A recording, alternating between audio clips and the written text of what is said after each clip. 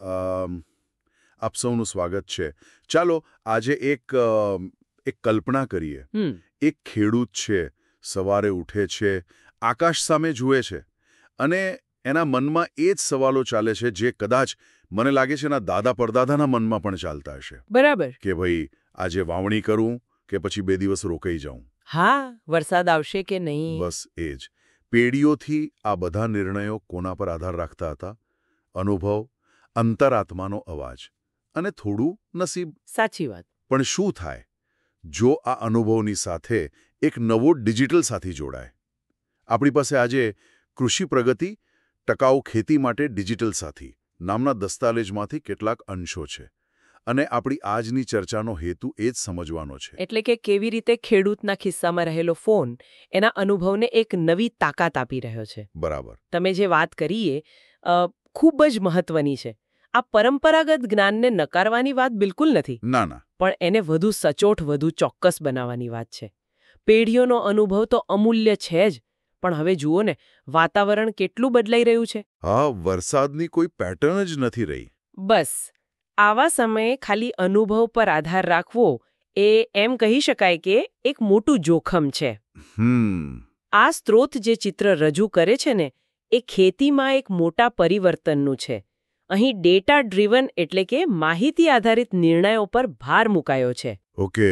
યોગ્ય સમયે સાચી માહિતી મળવી એ હવે ખાલી સુવિધા નથી, એ તો સફળ ખેતી માટેની એક શરત બની ગઈ છે. અને કૃષિ પ્રગતિ જેવી એપ્લિકેશન આ જ ખાલી જગ્યા ભરવાનો પ્રયાસ કરી રહી છે. તો ચાલો આના મૂળમાં ઉતરીએ. આ એપ ખેડૂતના એ સૌથી પહેલા અને સૌથી મોટા સવાલનો જવાબ કેવી રીતે આપે છે કે વરસાદ ક્યારે આવશે? સ્ત્રોત કહે છે કે એપ ખોલતા જ હવામાનની આગાહી દેખાય, પણ આ કોઈ સામાન્ય વેધર એપ જેવું નથી, ખરું ને? ના, બિલકુલ નહીં. આ કોઈ સામાન્ય આગાહી નથી. આ જે તે વિસ્તારના મતલબ પિનકોડ મુજબની એકદમ સ્થાનિક સ્તરની માહિતી આપે છે. અચ્છા. આજનું હવામાન શું છે, આવનારા 5-7 દિવસ કેવા રહેશે, તાપમાન, ભેજ, આ બધી જ વિગતો ખેડૂતને મળે છે. હવે તમે વિચારો, એક ખેડૂત વાવણી માટે તૈયાર છે, બધું જ તૈયાર છે, પણ જો એક ખોટા સમયે વાવણી કરી દે તો? અને પછી અઠવાડિયા સુધી વરસાદ જ ના આવે? બસ, તો શું થાય? બીજ બળી જાય, અથવા તો વાવણી પછી તરત જ ધોધમાર વરસાદ પડે તો? બીજ ધોવાઈ જાય? બંને બાજુ નુકસાન? નુકસાન તો ખેડૂતનું જ છે. એટલે આ ખાલી પાણી ક્યારે વરસશે એની માહિતી નથી. આ તો સીધી આર્થિક સુરક્ષાની વાત થઈ ગઈ. બરાબર. સ્ત્રોતમાં એક વાક્ય છે જે મને બહુ ગમ્યું. થોડું મોડું વાવવું સારું છે, પણ ખોટા સમયે વાવણી કરવી આખા સિઝનનું નુકસાન કરી શકે છે. બિલકુલ સાચી વાત. આ એક નાનકડી સલાહ પાછળ ખેડૂતની આખી સિઝનની મહેનત અને મૂડી દાવ પર લાગેલી હોય છે. આપણે ઘણીવાર ટેકનોલોજીને ખાલી ડેટા અને આંકડા તરીકે જોઈએ છે, પણ અહીં એ ખેડૂતના મનની શાંતિનું સાધન બને છે. સાચી વાત. જે નિર્ણય લેવા માટે એને રાત દિવસ વિચારવું પડતું હતું, એ હવે થોડી સ્પષ્ટતા સાથે લઈ શકે છે. આર્થિક જોખમ તો ઘટે જ છે, પણ એનાથી વધુ એનો જે માનસિક તણાવ હોય ને, એ પણ ઓછો થાય છે. એટલે આ ટેકનોલોજી એક સુરક્ષા કવચ જેવું છે? હા, જે ખેડૂતને કહે છે કે ઉતાવળ ન કરો, સાચો સમય આવી રહ્યો છે. ચાલો માની લઈએ કે વાવણી થઈ ગઈ. હવે ખેડૂતની નજર ક્યાં હોય? પોતાના પાક પર. જાણે કોઈ માતા પોતાના બાળકને ઉછેરી રહી હોય. બરાબર. તો બીજી સૌથી મોટી ચિંતા પાકની તંદુરસ્તીની. અને અહીં ટેકનોલોજી કેવી રીતે મદદ કરે છે એ જાણીને મને ખરેખર નવાઈ લાગી. સ્ત્રોતમાં સેટેલાઇટ આધારિત પાક નિરીક્ષણની વાત છે. એક મિનિટ, આ મને બરાબર સમજાવો. મતલબ કે ખેડૂત ઘરે બેઠા પોતાના ફોનમાં જોઈ શકે કે એના ખેતરના ઉત્તર ખૂણામાં મકાઈને પાણીની જરૂર છે? આ તો કોઈ જાદુ જેવું લાગે છે. જાદુ નથી, વિજ્ઞાન છે, પણ એની અસર ખરેખર જાદુ જેવી જ છે. ઓકે. જુઓ, સેટેલાઇટ અવકાશમાંથી પૃથ્વીના ફોટા લે છે, પણ એ સામાન્ય ફોટા નથી હોતા. અચ્છા. એ ઇન્ફ્રારેડ જેવી ટેકનોલોજીથી વનસ્પતિની તંદુરસ્તી માપી શકે છે.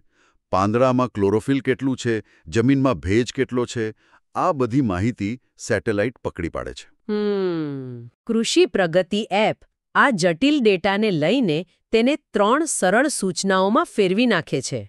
એટલે એવું થયું કે જાણે ખેતરનું રિપોર્ટ કાર્ડ દર અઠવાડિયે ખેડૂતના ફોનમાં આવી જાય? બસ એ જ.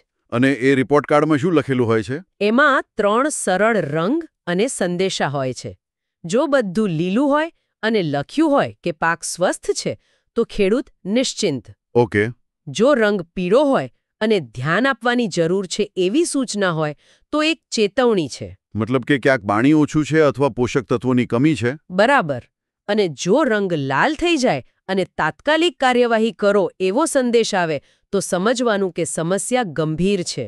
એટલે આનાથી ખેડૂતને આખા ખેતરમાં આંટા મારવાની જરૂર નથી પડતી. ના, એ સીધો એ જ જગ્યાએ પહોંચી શકે છે જ્યાં સમસ્યા છે. આ તો ખેતી કરવાની આખી રીત જ બદલી નાખે છે. પહેલા તો ખેડૂત સમસ્યા દેખાયા પછી પગલાં લેતો. હા, જેમ કે પાંદડા પીળા પડે ત્યારે ખબર પડે કે કંઈક ગડબડ છે. પણ અહીં તો સમસ્યા દેખાય પહેલા જ. તમે બરાબર મુદ્દો પકડ્યો. આ જ સૌથી મોટો ફેરફાર છે. આ ખેતીને રિએક્ટિવમાંથી પ્રોએક્ટિવ બનાવે છે. પ્રતિક્રિયાશીલમાંથી પૂર્વ સક્રિય. બરાબર. પાંદડા પીળા પડે ત્યાં સુધીમાં તો પાકને થોડું નુકસાન થઈ ચૂક્યું હોય છે. પણ સેટેલાઇટ ડેટા તો ક્લોરોફિલ ઘટવાની શરૂઆત થઈને કે તરત જ પકડી પાડે છે. એટલે ખેડૂત નુકસાન થાય એ પહેલાં જ તેને અટકાવી શકે છે. હા, આનાથી સમય અને સંસાધન બંને બચે છે. અને સમસ્યાઓની વાત આવે એટલે રોગ અને જીવાત. એ તો ખેડૂતનો સૌથી મોટો દુશ્મન છે. સાચી વાત. દસ્તાવેજમાં લખ્યું છે કે એપ આ બાબતે પણ સમયસર ચેતવણી આપે છે. પણ શું એ ખાલી એટલું જ કહે છે કે તમારા પાકમાં જીવાત આવવાની શક્યતા છે?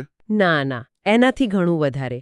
એપ હવામાનના ડેટા અને પાકની અવસ્થાના આધારે આગાહી કરે છે કે કયા રોગ કે જીવાતનો ઉપદ્રવ થઈ શકે છે. ઓકે. પણ એનાથી આગળ વધીને તે એ રોગ કે જીવાતના ફોટા બતાવે, એના લક્ષણો સમજાવે અને સૌથી મહત્વનું શું કરવું એ પણ બતાવે. હા, કઈ દવાનો કેટલા પ્રમાણમાં અને ક્યારે છંટકાવ કરવો તેની ભલામણ પણ કરે છે.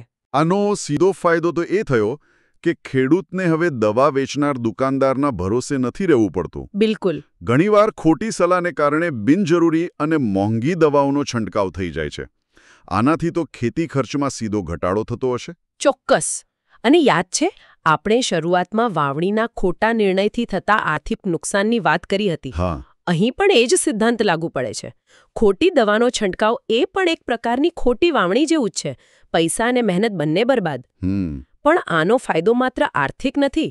જો આપણે આને મોટા ચિત્રમાં જોઈએ તો એ પર્યાવરણ માટે પણ ખૂબ ફાયદાકારક છે. એ કેવી રીતે? બિનજરૂરી રસાયણો જમીનમાં અને પાણીમાં ભળતા અટકે છે. જમીનનું સ્વાસ્થ્ય લાંબા ગાળે જળવાઈ રહે છે. એટલે કે આમાં તો બેવડો ફાયદો છે. ખેડૂતનો ખર્ચ પણ બચે અને આપણી જમીન પણ લાંબા સમય સુધી ફળદ્રુપ રહે. બરાબર. તો એપ હવામાનથી લઈને પાકની તંદુરસ્તી અને રોગજીવાત સામે એક પ્રકારનું ડિજિટલ કવચ પૂરું પાડે છે. પણ મને એક વિચાર આવે છે, શું કોઈ એવો રસ્તો છે કે પાક એટલો મજબૂત બને કે આ સમસ્યાઓ મૂળમાંથી જ ઓછી થાય? બિલકુલ. મને લાગે છે કે સ્ત્રોતમાં જે પ્રાકૃતિક ખેતી વિશે વાત છે તે આનો જવાબ હોઈ શકે છે. હા, અને આ એપ્લિકેશનનો સૌથી રસપ્રદ અને કદાચ સૌથી મહત્વપૂર્ણ વિભાગ એ જ છે. તે માત્ર સમસ્યાઓનું સમાધાન નથી આપતી, પણ સમસ્યાઓ ઊભી જ ન થાય એવો રસ્તો બતાવે છે. બરાબર. અને એ રસ્તો છે પ્રાકૃતિક ખેતી. સ્ત્રોત એને ખૂબ સરળ શબ્દોમાં સમજાવે છે. રાસાયણિક ખાતરો અને દવાઓ પરનો આધાર ઘટાડવો, જમીનને જીવંત બનાવી અને ઓછા ખર્ચે લાંબા ગાળા માટે સ્થિર આવક મેળવવી. પણ પ્રાકૃતિક ખેતીની વાતો તો ઘણા સમયથી થાય છે. આ એપ એમાં નવું શું ઉમેરે છે? તે શું કરવું, એની સાથે કેવી રીતે કરવું એ પણ શીખવે છે. અને એ પણ એકદમ સરળ, વ્યવહારુ ભાષામાં. મતલબ? દસ્તાવેજ મુજબ એપમાં જીવામૃત, ઘનજીવામૃત, બીજામૃત જેવી વસ્તુઓ ઘરે કેવી રીતે બનાવવી તેની સ્ટેપ બાય સ્ટેપ ગાઈડ છે. કઈ વસ્તુ કેટલી લેવી, કેવી રીતે મિશ્રણ કરવું, કેટલા દિવસ રાખવું, બધી જ માહિતી. ઓકે. અને એટલું જ નહીં, તેનો ઉપયોગ ક્યારે કરવો, કેટલા પ્રમાણમાં કરવો અને પાકની કઈ અવસ્થાએ કરવો તેની સ્પષ્ટ માર્ગદર્શિકા પણ છે. એટલે બધું જ જ્ઞાન એક જ જગ્યાએ. હા, ખેડૂતને બીજે ક્યાંય ભટકવાની જરૂર નથી પડતી. પણ અહીં એક મોટો પ્રશ્ન ઊભો થાય છે. મેં સાંભળ્યું છે કે જ્યારે ખેડૂત રાસાયણિક ખેતી છોડીને પ્રાકૃતિક ખેતી તરફ વળે છે ત્યારે શરૂઆતના 1-2 વર્ષ ઉત્પાદન ઘટી જાય છે. હા, આ એક વાસ્તવિકતા છે. આ તો ખેડૂત માટે બહુ મોટું જોખમ છે. 3 વર્ષ રાહ કોણ જુએ? શું એપ આનો કોઈ જવાબ આપે છે? હા, અને આ એપની સમજદારી બતાવે છે. તે કોઈ ખોટા વાયદા નથી કરતી. સ્ત્રોત સ્પષ્ટપણે કહે છે કે એપ ખેડૂતને સમજાવે છે કે હા, શરૂઆતમાં ઉત્પાદન થોડું ઘટી શકે છે. કારણ કે જમીનને રાસાયણિક ખાતરોની આદત છૂટતા સમય લાગે. બરાબર. પણ સાથે સાથે તે એ પણ સમજાવે છે કે પહેલા વર્ષથી જ તમારો ખાતર અને દવાનો ખર્ચ લગભગ શૂન્ય થઈ જશે. અચ્છા. એટલે ભલે ઉત્પાદન થોડું ઓછું થાય, પણ ખર્ચ ઘટવાને કારણે તમારો નફો કદાચ એટલો જ રહેશે અથવા વધશે. અને 3 વર્ષના ગાળામાં જ્યારે જમીન પૂરી રીતે સ્વસ્થ થઈ જશે, ત્યારે ઉત્પાદન પણ સ્થિર થશે અને નફો પણ. આ તો લાંબા ગાળાની દ્રષ્ટિની વાત થઈ, પણ ખેડૂતને આ વાત પર ભરોસો કેવી રીતે બેસે? સાચો સવાલ. માત્ર વાંચીને કે સાંભળીને કોઈ આટલું મોટું જોખમ લેવા તૈયાર ન થાય. અહીં એપ એક ખૂબ જ સ્માર્ટ રસ્તો અપનાવે છે. તે આંકડા અને સિદ્ધાંતોની સાથે સાથે જીવંત ઉદાહરણો રજૂ કરે છે. એટલે કે બીજા ખેડૂતોના અનુભવો? હા, એપ્લિકેશનમાં એવા સફળ ખેડૂતોની કહાણીઓ છે જેમને આ પરિવર્તન અપનાવ્યું છે. તેમના વિડીયો છે, તેમના ઇન્ટરવ્યૂઝ છે. જ્યારે ગુજરાતનો એક ખેડૂત પોતાના જેવા જ બીજા ખેડૂતને એવું કહેતા સાંભળે છે કે હા, મને પહેલા વર્ષે તકલીફ પડી, પણ આજે હું ખુશ છું. બરાબર. કારણ કે મારો ખર્ચ ઘટી ગયો અને જમીન સુધરી ગઈ, ત્યારે તેનામાં હિંમત આવે છે. આ સાથી ખેડૂતો પાસેથી પ્રેરણા લઈને શીખવાનું ઉત્તમ ઉદાહરણ છે. આનાથી એક વિશ્વાસનું વાતાવરણ ઊભું થાય છે. બિલકુલ. જ્યારે એક ખેડૂત બીજાની સફળતા જુએ છે, ત્યારે તેનો પોતાનો ઉત્સાહ બમણો થઈ જાય છે. આ ખૂબ જ મહત્વનો મુદ્દો છે. હવે આ બધું સ્માર્ટફોન પર તો સરસ લાગે, પણ હકીકત એ છે કે ગામડામાં દરેક ખેડૂત પાસે સ્માર્ટફોન નથી. સાચી વાત છે. અથવા તો નેટવર્કની તકલીફ છે. તો શું આ ટેકનોલોજી અમુક લોકો માટે જ સીમિત રહી જશે? ના, સ્ત્રોત આ મુદ્દાને પણ ધ્યાનમાં લે છે. તે જણાવે છે કે કૃષિ પ્રગતિ દ્વારા હવામાનની આગાહી, રોગ જીવાતની ચેતવણી કે બજાર ભાવ જેવી સૌથી જરૂરી માહિતી એ સામાન્ય ફોન પર પણ મોકલાય છે. હા, SMS દ્વારા. આ સુનિશ્ચિત કરે છે કે ટેકનોલોજીના અભાવે કોઈ પણ ખેડૂત આ મહત્વની માહિતીથી વંચિત ન રહે. આ એક સમાવેશી અભિગમ છે. આ સાંભળીને ખરેખર આનંદ થયો.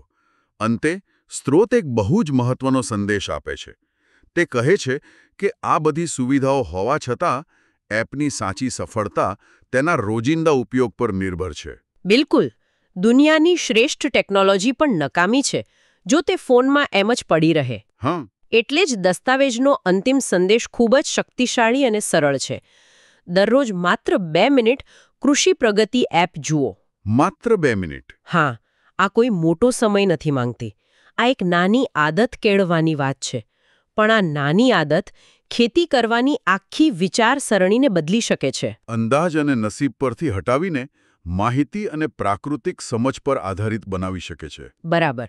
આ 2 મિનિટ એક મોટા પરિવર્તનનો પાયો નાખી શકે છે. તો આજની ચર્ચાનો સાર એ છે કે કેવી રીતે કૃષિ પ્રગતિ જેવી ટેકનોલોજી ખેડૂતના પરંપરાગત અનુભવને નબળો પાડવાને બદલે તેને વધુ શક્તિશાળી બનાવી રહી છે.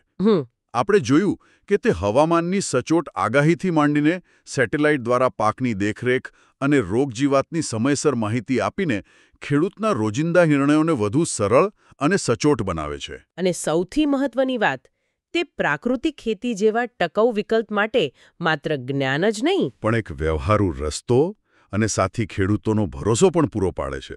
અંતિમ વિશ્લેષણ એ છે કે આ માત્ર એક એપ્લિકેશન નથી, પણ ખેડૂતને સશક્ત બનાવવાનું એક માધ્યમ છે.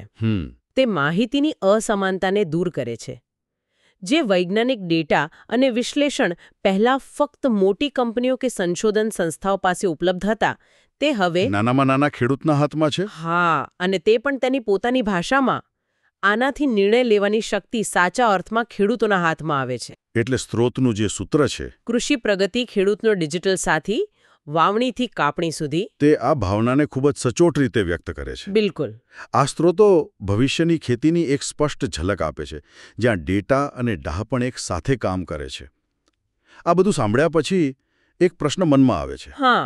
કયો? જ્યારે ટેકનોલોજી ખેડૂતને શું કરવું અને ક્યારે કરવું તે ખૂબ જ સચોટ રીતે બતાવી શકે છે, ત્યારે શું ખેડૂતનો વર્ષોનો પરંપરાગત અનુભવ એ સમજાવવામાં મદદ કરી શકે છે કે શા માટે અમુક પદ્ધતિઓ તેની સ્થાનિક જમીન અને વાતાવરણ માટે વધુ સારી રીતે કામ કરે છે? રસપ્રદ વિચાર છે. ભવિષ્યની સફળ ખેતી કદાચ આધુનિક ડેટા અને પરંપરાગત ડહાપણના સંગમમાં છુપાયેલી હશે. આ બંને જ્ઞાનને એકબીજાના પૂરક કેવી રીતે બનાવી શકાય, એ વિચારવા જેવો પ્રશ્ન છે.